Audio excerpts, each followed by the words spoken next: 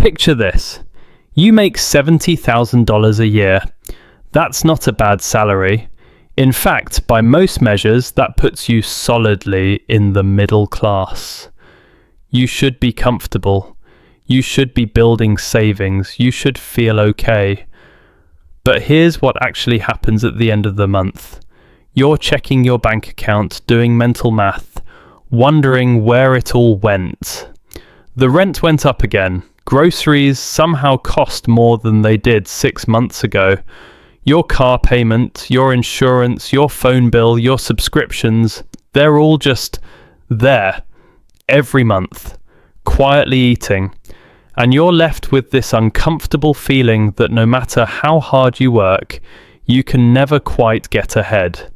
If that sounds familiar, I need you to keep watching, because what you're feeling isn't just stress. It's not a budgeting problem. It's not because you bought too many coffees.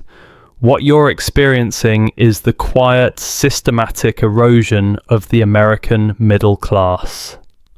And most people don't even realize it's happening to them. Most of us grew up hearing the same story. Work hard, get a good education, land a decent job, and you'll be comfortable. The middle class was sold to us as stable, as attainable, as the natural reward for doing the right things. Our parents believed it, our schools reinforced it, and for a while, it was mostly true. But here's the truth, the rules changed, and nobody sent us a memo. The middle class isn't what it used to be. And I don't mean that in some vague, nostalgic way. I mean it statistically, structurally, and economically. The ladder that used to lead to financial comfort has been quietly pulled up, and millions of Americans are still climbing, not realizing the rungs above them are gone. Let's look at the data for a second, because the numbers are genuinely shocking once you slow down and look at them. In 1971, 61% of Americans lived in middle-income households, according to Pew Research. By 2023, that number had dropped to around 50%. That's more than 10 percentage points of middle-class households just gone. Absorbed upward into the upper class for some, but mostly downward into the lower income tier. The Federal Reserve's survey of consumer finances found that the bottom 50% of Americans by wealth own just 2.5% of the nation's total wealth. Let that sink in. Half the country, 165 million people, shares a tiny sliver of the pie. Meanwhile, the top 1% holds more than 30%. And the Census Bureau reports that real median household income, that means adjusted for inflation, has barely moved in 2 decades. We're working more. We're more productive than ever, but our paychecks in real terms have stayed flat. The economy is growing. The stock market is at all-time highs. But for middle-class families, the share of that growth they're capturing is shrinking. Okay, let's get concrete. Let's take that $70,000 salary and actually walk through what it looks like in real life in 2024.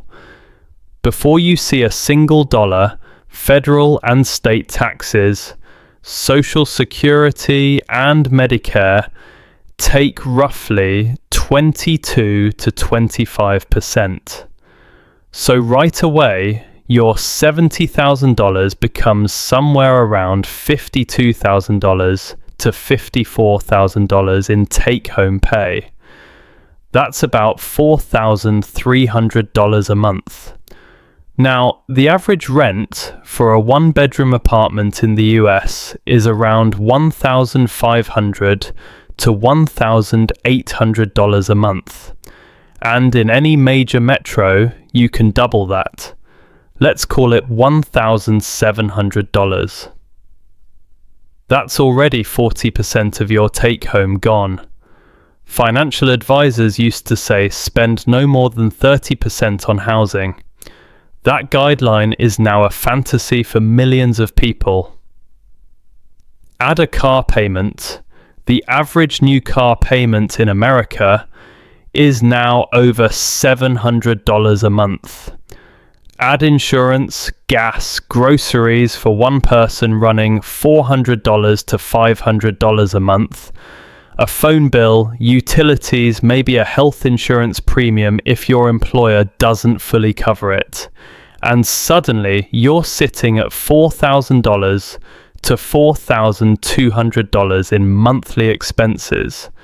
On a $4,300 take home, you have maybe $100 left. That's not wealth building, that's survival. And here's the part most people miss. This math assumes everything goes perfectly. No car repairs, no medical bills, no emergency, no wedding, no holiday, no anything. One unexpected expense and that $100 goes negative. That's the financial tightrope the middle class is walking right now. So if all of this is true, if the math really is this tight, why doesn't it feel like a crisis? Why aren't people talking about it constantly? Why do so many people still think they're doing okay? The answer is psychology. And there are a few things happening at once. The first one is lifestyle inflation. As we earn more, we spend more, we upgrade the car, we move to the nicer apartment, we eat out a little more. Each upgrade feels small and justified in the moment. But over time, every raise gets absorbed. Every bonus disappears. You're earning more than you did 5 years ago, but you don't feel richer because your expenses grew in lockstep. The second thing is the normalization of debt.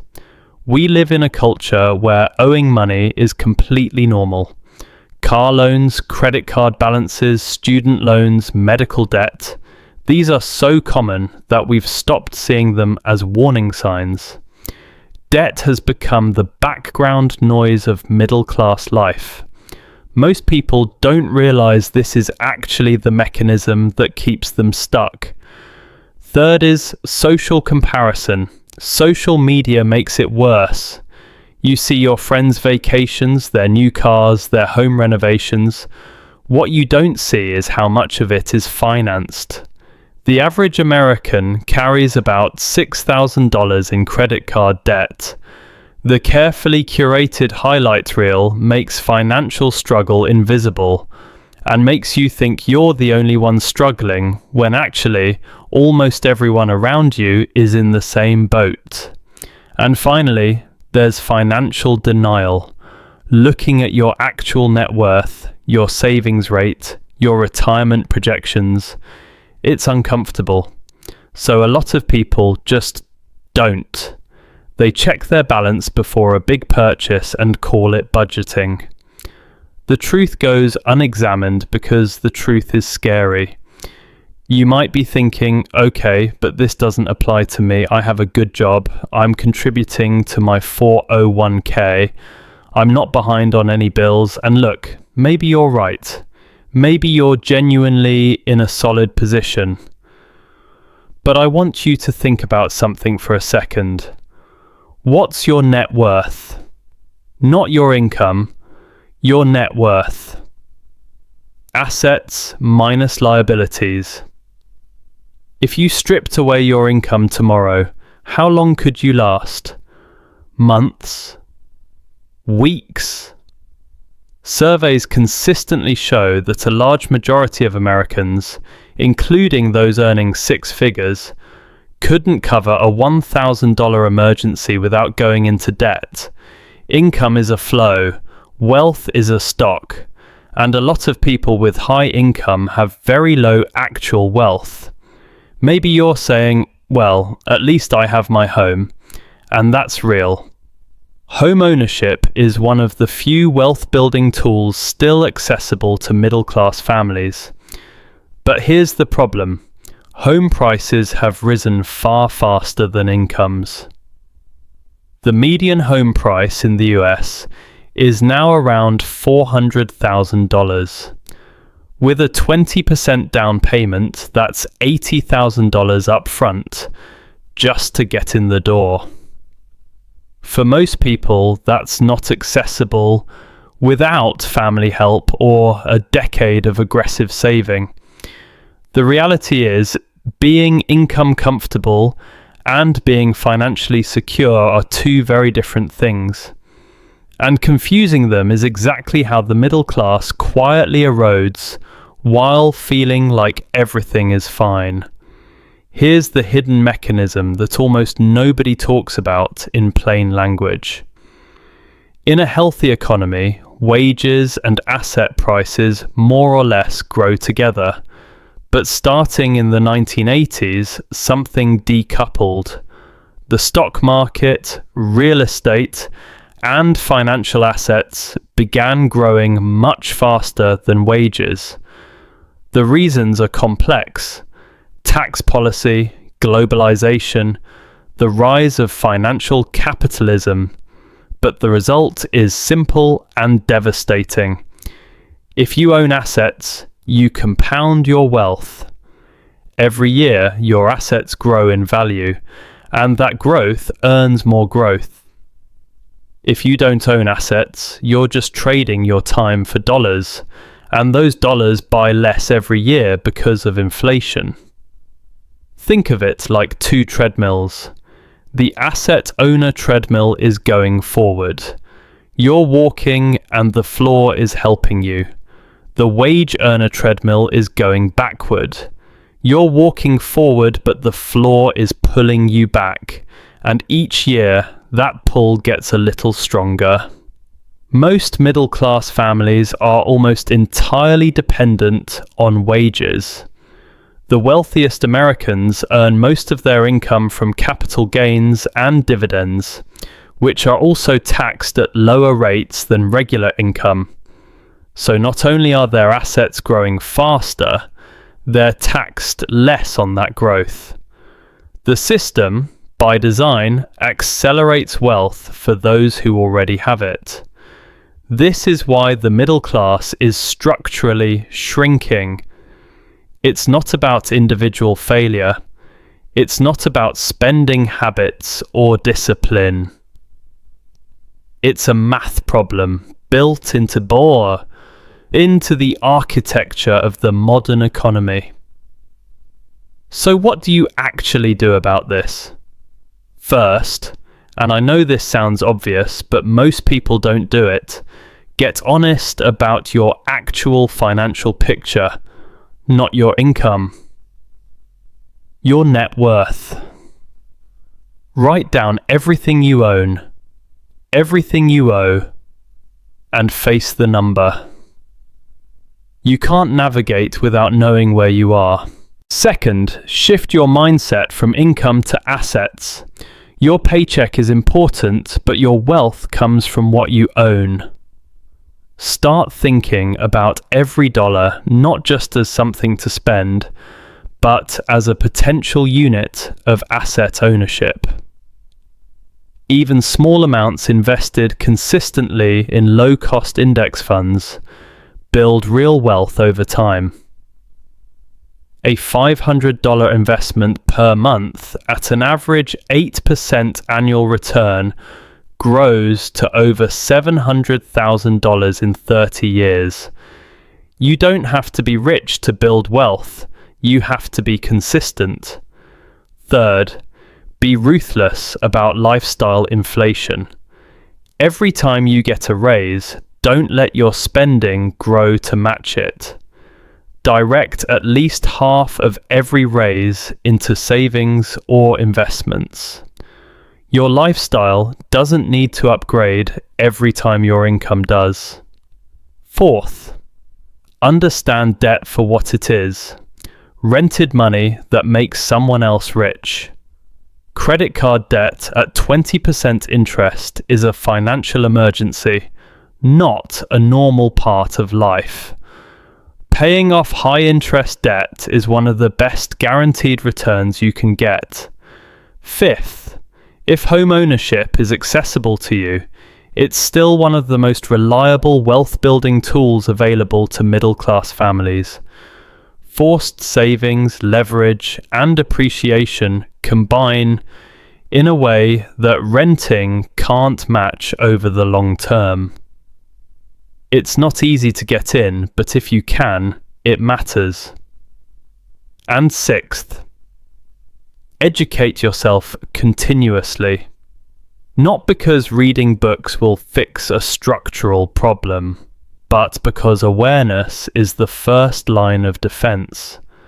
The more you understand how the system works, the better equipped you are to work within it strategically. Here's the honest truth I want to leave you with. The middle class is shrinking. The statistics are clear, the math is real, and the system has structural forces working against ordinary wage earners in ways that are genuinely unfair. But here's the other truth. Awareness changes everything. Most people are sleepwalking through their financial lives, spending what comes in, borrowing what they need, and assuming it'll all work out.